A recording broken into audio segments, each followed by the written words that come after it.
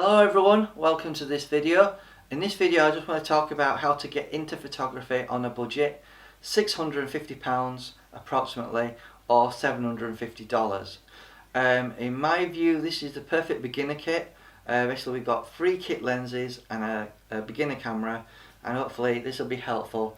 And I just want to go through what's the best kit to get for a really low budget. Just for if you're a student, you know, starting out and you don't have much money, this is probably perfect.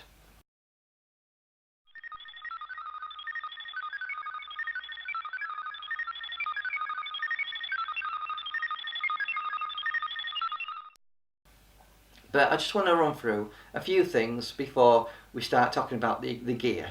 So you can go for crop sensor cameras or aps-c sensor, which is a small sensor, or you can go for full frame cameras, which are more expensive. They're great for low light situations, but they can be quite expensive. And unless you're doing low light photography situations, crop sensor cameras, aps-c sensors will be fine for you, so you shouldn't need to worry about that. The only thing you need to be mindful of is, for example, we have the kit lens here, which is 18 to 55mm. Now that is more geared towards full frame lenses in terms of the millimeters, because old school full frame is 35mm. So when they say the lens is 18 to 55, because Canon do try and sort of mislead people, it's not 18 to 55. It's actually, on this specific lens, it's 28.8mm to 88mm. So you just got to remember this whenever you see a lens advertised.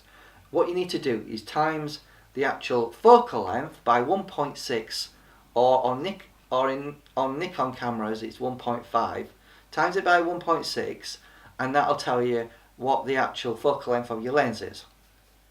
So I'm going to talk about gear. I don't want to get too bogged down about full frame versus crop sensor, because I've just basically briefly discussed that. You can do your own research if you want to, but my suggestion is stick with crop sensor cameras and crop sensor lenses. But you can always use full frame lenses on your crop sensor camera, no problem. Just remember you've got to times your focal length by 1.6. So a camera I've been looking at is the Canon EOS 4000D digital SLR crop sensor camera. For £280 it'll come with the 18 to 55 kit lens, so we'll just put that aside. Other cameras you can consider is the 550D, the 600D, 650D, 750D, 800D, the 80D, which is their top line one, which I'm filming on at the moment, or the 7D Mark II 7D, which is the absolute top range of the actual crop sensor cameras. But if you want to spend more money you can, but you don't have to.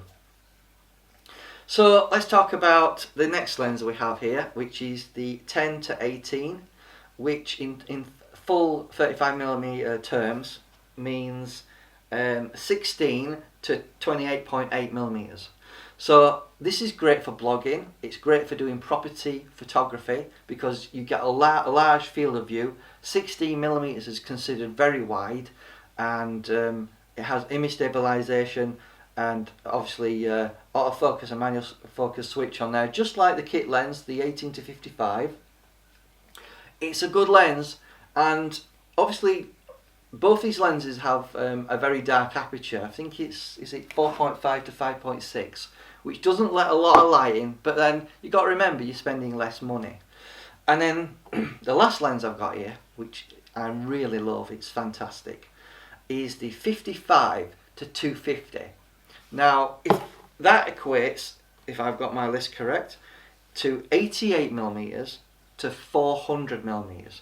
Really long, and it's probably one of the best quality long telephoto lenses I've seen Canon do on the budget side. Again, it's got an STM motor, so it's silent autofocus. Same with the 10 to 18, same to the 18 to 55 kit lens. All these lenses are really nice. So in terms of cost, because you want to know how much these lenses cost, right? So the 55 to 250 or the 88 to 400, as in terms of if you times it by 1.6, £140 for that. That is a bargain lens, absolute bargain. You couldn't really ask for anything more than that. So we're just going to have a look on the laptop for pricing on the 10 to 18, which is the one that I recommend for doing property photography, indoor photography. So you can pick that up for about £200. A good place to get these lenses are actually on eBay or go to a local camera shop. So again, you can pick that up for about £200 for the wide angle lens. For the telephoto lens we have here, 140. If you had to buy one of the crop sensor budget cameras for 250, you'd probably have to pay about £80 for that separately. So my recommendation is, if you're going to get this 18 to 55 kit lens, which is really nice, I use it all the time actually for doing my blogs. While the 10 to 18 is really nice, this is just as nice if you don't want to carry the bigger lens around with you. So I do recommend you buy this kit lens with the camera, because you'll save yourself probably about £50 if you do that. Because you're talking about £250 for the body and £80 for the actual lens, versus for both together for £280. So you do save £50 buying the kit lens with a camera. So this is really the perfect setup for anyone starting out in photography. With your crop sensor camera, your free lenses. As an additional, I do have another lens here that you might wish to consider. It's called the Nifty 50mm. You may have heard of it. It's a 1.8 aperture, lets a lot more light in than these lenses do. So if you go in low light situations, I recommend you buy this. There is something you need to know about this lens though. It's not silent, so it does make a bit of noise, and it doesn't have image stabilization. However, it does let a lot more light in than these lenses, probably 2 to 3 more stops of light. So if you're in a dark situation, this lens might be handy to get, and it only adds £100 to your budget. So instead of £650, £750, and you can put that as your fourth lens. And to be honest with you, this is the perfect kit in terms of photography, terms of your focal range that you're covering. So in terms of millimeter range that you're covering all the way, in terms of 35mm terms, 16 millimeters with your wide angle lens, all the way up to your telephoto lens to 400 millimeters. Now that is amazing that you can cover that sort of zoom range for such a small amount of money. You talk about what, £400 with these three lenses. Obviously with your crop sensor camera, you have to remember to times your focal length by 1.6. Just remember that. So obviously at 250mm on the lens, while it says 250 on there, in real terms your focal range is 400mm. Just remember that, because Canon does confuse people. In terms of other cameras I would recommend, because obviously you could go for the 4000D. The problems you might experience, if you're just starting out, you'll be fine, but as time goes on and you become more competent in photography and you want to develop your skills more, you may find one of the budget digital SLRs to be a bit restrictive, because they have a buffer in there, and if you take lots of raw images, it will fill the buffer up and it will take some time to load to your memory card. So what you've got to remember is that takes a bit of time. But a more expensive camera quickens that up tremendously, such as the 80D that I'm filming on now, or the 7D Mark II, the new 90D which is due to be released. But again, this is a budget, we're talking £650 or £750 with the nifty 50. Let's discount that for the moment. £650 for this kit. Obviously, if you were to get the 80D, which I have at the moment, or the 90D, you're probably talking £800 just for the camera, and then you're probably talking another £400 for your lenses on top of that. So you're talking £1,200. So in effect, you're talking double the price of what I've got. So really, for a new starter, I don't think you need to get that top range camera, you know, for doing video. And in terms of doing video, because I haven't touched on that, this, you know, the budget digital SLRs will handle HD video, 180p, no problems at all. Obviously, if you're someone who's after 4K video, you may want to consider a different option to this. You may want to, you know, if you do really need 4K, I believe the 90D coming out will have 4K video on it, or there is Sony options as well as Nikon options, you know, and it's up to you to decide which you think is better for you. But I just wanted to do a quick video from a beginner's perspective for starting out. What is the best kit out there for you? Personally, I think these three lenses. So let's just go through it one more time. Right, the 18 to 55 kit lens with an aperture of 4.5 to 5.6. It is, people do slate kit lenses and say they're not very good quality. That may have been true many years ago, but nowadays these are well made in terms of the optics. Sure, they're made out of plastic largely, you know, the mount on that is plastic, and if you drop it, it's likely to break, and you know, if you had an L lens, it might not break, so just keep that in mind. But saying that, you know, for the price that you're paying for, you know, if you were to buy this lens, you're probably talking £80 on its own, so if you did break it, it won't cost too much to replace it. Then we've got the wide angle 10 to 18 here, which obviously has image stabilizer just like the kit lens has. All these have image stabilization, apart from that nifty 50 that I showed you. But this lens is great for doing blogging, you know, so if you want to get you in the shot, maybe your friends as well, this is fantastic. It's great for doing property photography if you want to sell your house and create some really nice imagery or become a property photographer. I would highly recommend buying that lens to do that, because you'll certainly be able to do that with that lens. This actually has a plastic mount again. If you're into doing telephoto work and you can't afford one of the huge L lenses, I would recommend the 55 to 250. I know Canon has a habit of releasing some of the 75 to 300 lenses out, but personally I don't think they're as good in image quality as this. This is really good, and again, it's silent. All three lenses are silent autofocus. It's not manual focus because it's got an STM motor in, which is connected to your camera. So you can manually focus. Not saying you can't do that, but just remember it's connected to your camera. With the more expensive lenses, they have like a manual focus ring on the actual lens, which is a mechanical mechanism. So you can do that without the camera actually being turned on. This has a plastic mount as well.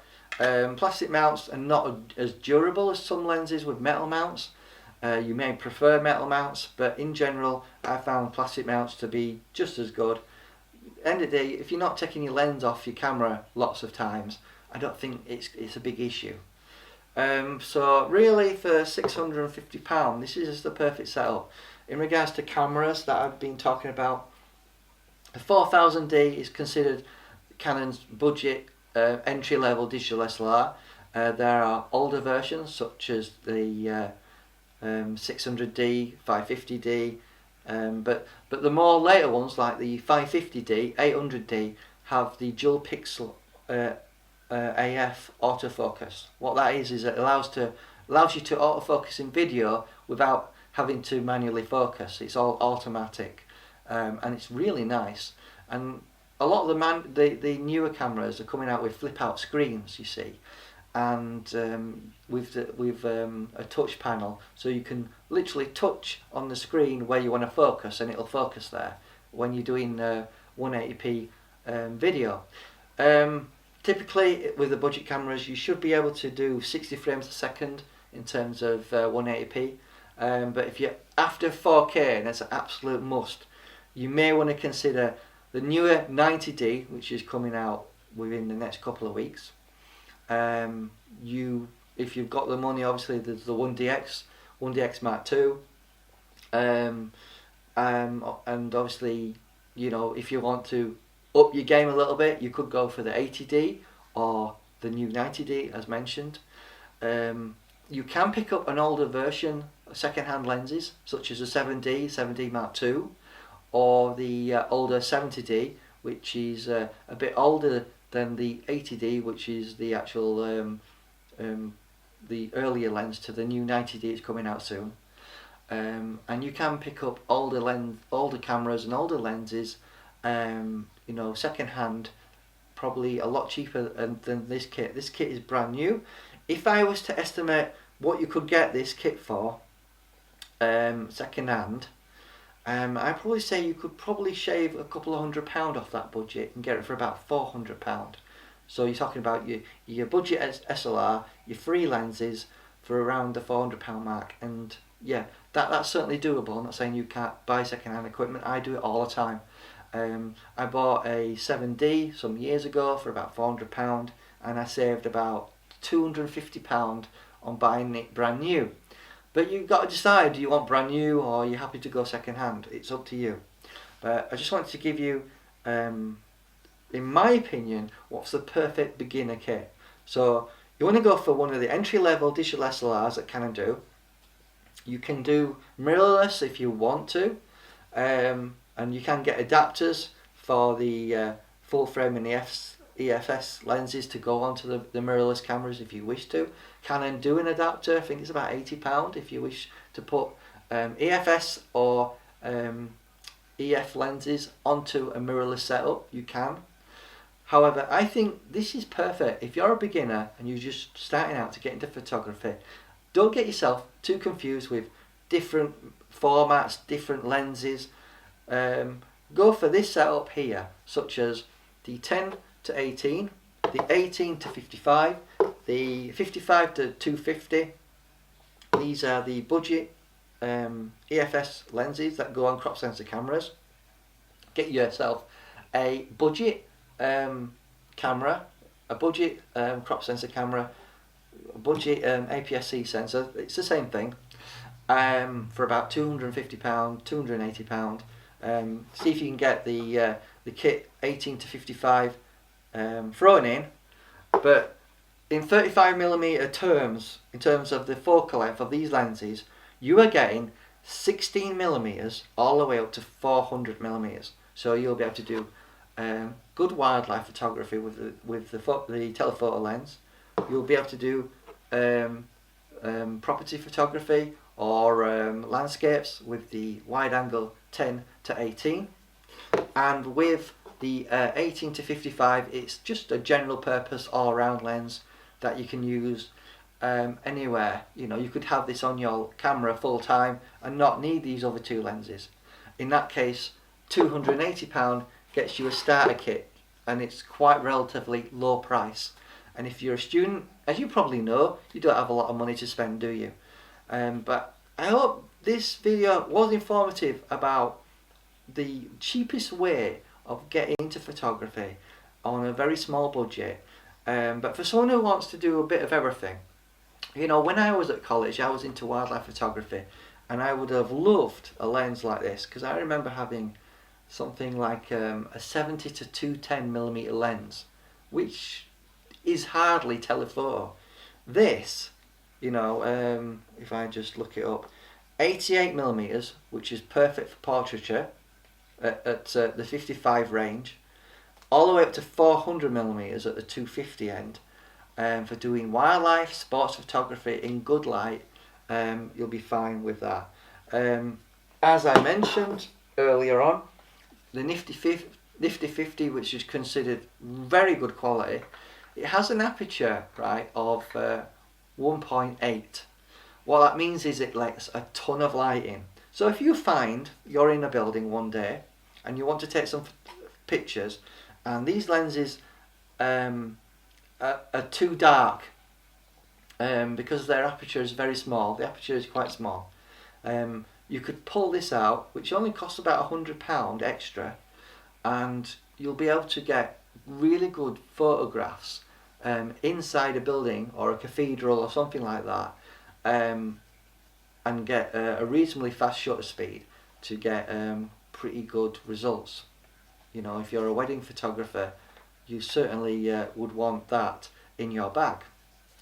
And it's not to say you can't do weddings with this equipment. You can. Obviously you're not getting the high quality that the L glass gives you, but then again you're not spending maybe 10 times the amount of money on a lens. For example, this 55 to 250mm lens. If you were to get something like a 100 to 400mm lens, it would cost you about £1,800. You can pick this up for £140. Now, as I've always said in previous videos, it's all about diminishing returns when you spend lots of money. So my personal opinion is the more expensive lens that I'm talking about, the 100 to 400 Mark II L lens, will probably give you maybe 15% better image quality than this lens will. But is that £1,500 or whatever it is more that you're spending worth it to you in terms of image quality? Because you need to really decide what's right for you. I'm just trying to give you a bit of a guide on what sort of lenses might be good for you to go for. But if you're a beginner, I think you would be really pleased with a kit like this. And you know, if you feel you need a more professional camera than the budget one, maybe you feel the buffer is a bit slow, you can always upgrade. I started off with the 600D, believe it or not, and I used to find the 5 frames pictures that I were taking when I was doing wildlife photography or doing aircraft photography, that after a while I needed something with a faster shutter speed that could offload pictures to my memory card really quick, and I decided to upgrade to a 7D, which I got second hand for £400, and then from there I eventually went to the 80D that I've got now, which is just as quick, but obviously I got that brand new. So I just wanted to give you a rundown on what you can get away with on a small budget, and hopefully you found this video useful. Thank you and have a nice day.